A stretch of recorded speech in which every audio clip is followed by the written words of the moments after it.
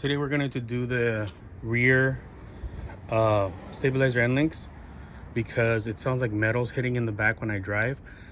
It was happening in the front, which I'll show in this clip real quick. This is what it sounds like.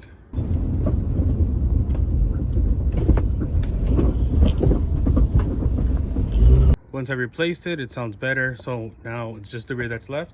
So to start off, just to jack up the car and take off the wheels. That's what we're switching out. That's what makes the noise. I already switched out the bushings, so it's just this that's left.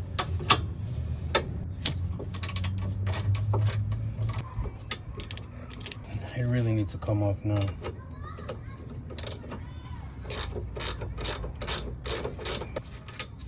There we go. 10 years later.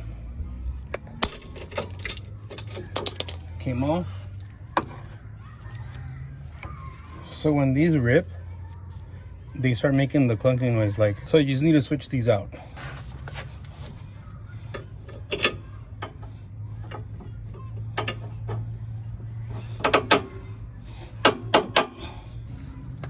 Okay.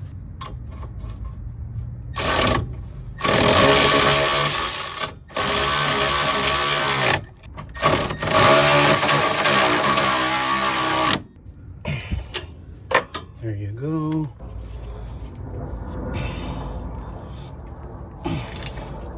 Once you're doing that, tightening it, you're gonna repeat for the other side. You might have to loosen the bushing side a little bit like I did. If you hear loud metal clunking noise when you drive, like from the back or the front, it's usually your end links. And if you're switching out the end links, you might as well just do the bushings as well, which I already did.